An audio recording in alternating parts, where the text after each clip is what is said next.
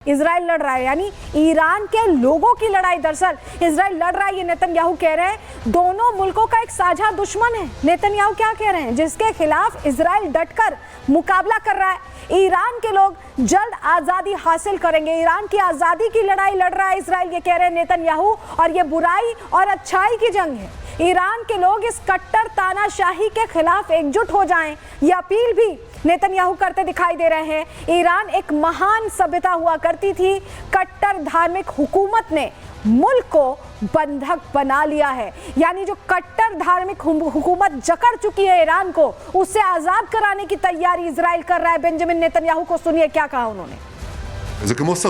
Israeli हमलों ने Iran के परमाणु कार्यक्रम को बहुत लंबे समय पीछे धकेल दिया है। हम परमाणु लक्ष्यों को नष्ट करना जारी रखेंगे। इजराइल ईरानी सरकार को गिराने का प्रयास नहीं कर रहा है, लेकिन अगर हमलों के परिणाम स्वरूप ऐसा हुआ तो आश्चर्य नहीं होगा।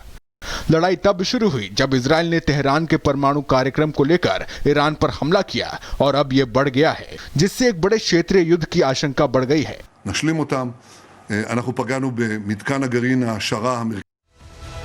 तो सुना आपने, नेतन्याहू कह रहे थे कि कट्टरपंथ को जो बढ़ावा दे रहे हैं उन पर ये अटैक है। इसका अर्थ जरा अगर आपको समझाते हैं, कट्टरपंथ पर अगर प्रहार कर रहे हैं तो जो सुप्रीम लीडर है, अगर उन पर हमला होता है तो क्या तबाही मचेगी, जरा समझिए। जंग के बीच अगर खामनेई की हत्या को लेकर कोशिश होती है, कयास ये तेज लगाए जा रहे हैं कि अमेरिका ने वीटो लगाया था तब जाके ये प्लान रुका है। लेकिन अगर ये प्लान अभी रुका नहीं है तो नेतन्याहू ने जो विदेशी मीडिया को इंटरव्यू दिया उसमें बड़ी बात कही है। खामनेई को टारगेट करने से उन्होंने इनकार नहीं किया है। नेतन्याहू ने कहा कि जंग में खामनेई की मौत से हालात बदल जाएंगे। खामनेई शिया मुस्लिमों को सबसे बड़े नेता उनके माने जाते हैं और इस्लामी क्रांति के सबसे बड़े लीडर हैं खामनेई, ये भी जान लीजिए। और खामनेई की मौत से मुस्लिम देश एक साथ आ जाएंगे, इस तरह के हालात बनेंगे। इजराइल के खिलाफ मिडिल ईस्ट में जंग बढ़ जाएगी और दूसरे देशों के जंग में आने से विश्व युद्ध के हालात बनते दिखाई दे रहे हैं। तो अगर इजराइल खामनेई को टारगेट करता है, क्योंकि खामनेई सुप्रीम लीडर और कह रहे हैं कि जब से उनकी सत्ता आई तब से कट्टरपंथ का दबदबा ईरान में हो गया है, तो तस्वीर बिल्कुल बदल जाएगी। हो सकता है कि मुस्लिम देश एक हो जाए। फिलहाल ये तस्वीर देखिए, ये लाइव शो है। ये ईरान की एक न्यूज एंकर है जो इजराइल के लिए बड़ी बड़ी बातें उस समय कह रही थी कि इजराइल अगर अटैक करता है तो क्या होगा, और देखिए क्या होता है। उस न्यूज दफ्तर पर ही अटैक हो जाता है और वो लाइव शो छोड़कर एंकर चली जाती है। ये तस्वीर आपको दिखा रहे हैं उस न्यूज दफ्तर की, देखिए इजराइल ने जहां अटैक किया है। अगर फुल फ्रेम करिएगा तस्वीरें, ये देखिए IRIB न्यूज का ये ऑफिस है, नेशनल न्यूज चैनल है वहां का, और बिल्डिंग कैसे खाक हुई है देखिए।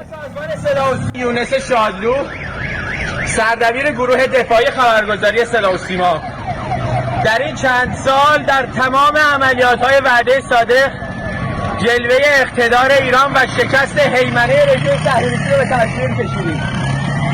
اینجا سازمان صدا و سیما است، مرکز فرماندهی جنگ رسانه ایران و مرکز به قدرت کشیدن تصویر اقتدار ایرانی و ایرانی جماعت। तो न्यूज चैनल के दफ्तर में जैसे तबाही, उसकी तस्वीर भी हमने आपको दिखाई। लेकिन इजराइल ईरान के बीच लगातार जो संघर्ष चल रहा है उसकी तस्वीरें अलग अलग सामने आ रही। इजराइल ने सेंट्रल ईरान पर अटैक किया, हमने आपको तस्वीर दिखाई। एयर स्ट्राइक की है। तेहरान में जो नेशनल टीवी न्यूज चैनल है उस पर अटैक हुआ। कैसे लाइव शो छोड़कर एंकर को जाना पड़ा, ये आप तस्वीर में देख रहे थे।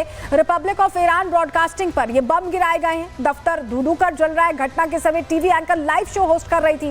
इजरायली अटैक में वो बाल बच गए और लाइव शो छोड़कर अचानक से चली गई। पूरी तरह से वहां धूल धक्कड़ हो गया, ऐसा लगा कि अटैक हो गया। और अटैक के बाद स्टूडियो मलबे में और धुएं में तब्दील हो गया, धुएं से भरता दिखाई दिया है वो लाइव शो के दौरान। इजराइल का ये दावा है कि IRIB जो इनका न्यूज चैनल है वो रिवॉल्यूशनरी गार्ड्स का मुखपत्र है और उनके इशारे पर काम करता है। एफी डेफरिन जो IDF के प्रवक्ता है, उन्होंने बताया कि इसी वजह से इस न्यूज दफ्तर को हिट किया गया। सुनिए क्या कह रहे हैं। सरकारी प्रसारक ईरान के अर्धसैनिक बल रिवॉल्यूशनरी गार्ड के प्रत्यक्ष मार्गदर्शन में काम कर रहा था। सेना ईरान से इजराइल की ओर दागी गई मिसाइलों को उस स्थान पर रोकने की कोशिश कर रही थी जहां से उन्हें लॉन्च किया गया था।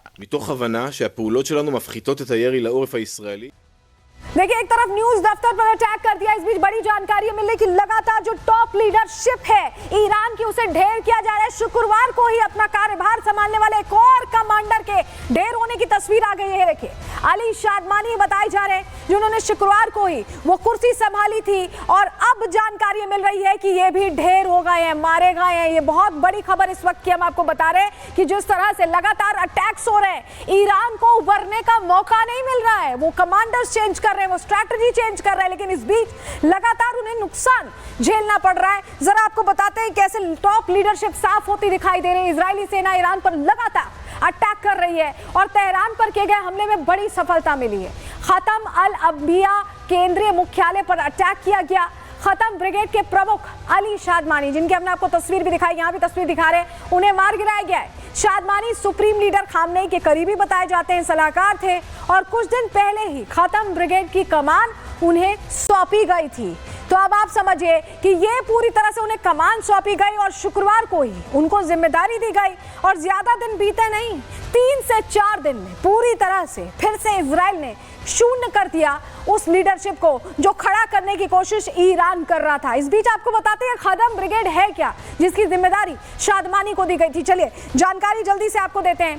दरअसल खत्म अल अंबिया ईरानी इंजीनियरिंग फर्म है और इस पर इस्लामिक रिवॉल्यूशनरी गार्ड कॉर्प्स का नियंत्रण रहता है।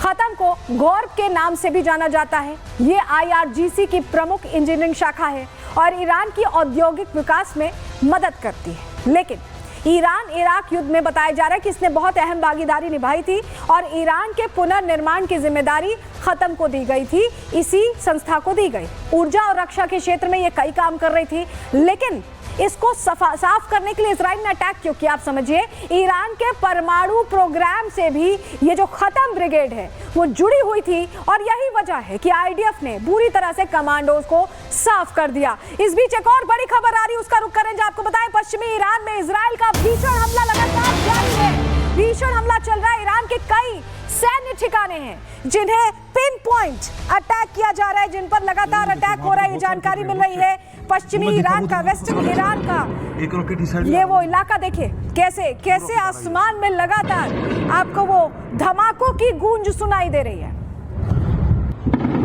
ओह, एक और गया। ओह, एक और गया। लेकिन ये जो युद्ध चल रहा है, इसमें पाकिस्तान की एंट्री, कल ही हमने आपको प्रहार में बताया था कि पाकिस्तान कैसे कह रहा था कि अगर इजराइल ने परमाणु बम बरसाए ईरान पर तो वो खुद इजराइल पर परमाणु बम बरसाएगा। लेकिन रंग बदलने वाला पाकिस्तान फिर से बदल गया है और डर के मारे कि कहीं इजराइल अटैक ना कर दे, एक नई कहानी कह रहा है। उनका कहना है कि हमने तो ऐसा कुछ कहा ही नहीं था, हम तो ईरान के साथ है ही नहीं। रिपोर्ट देखिए।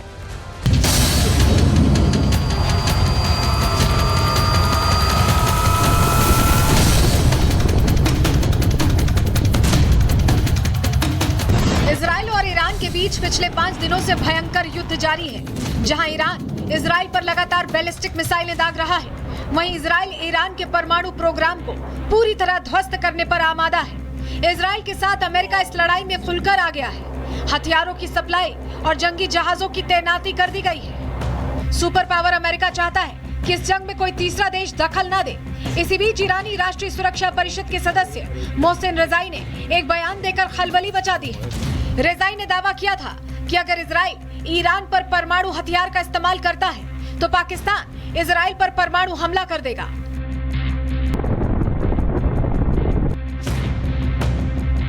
माना जा रहा है कि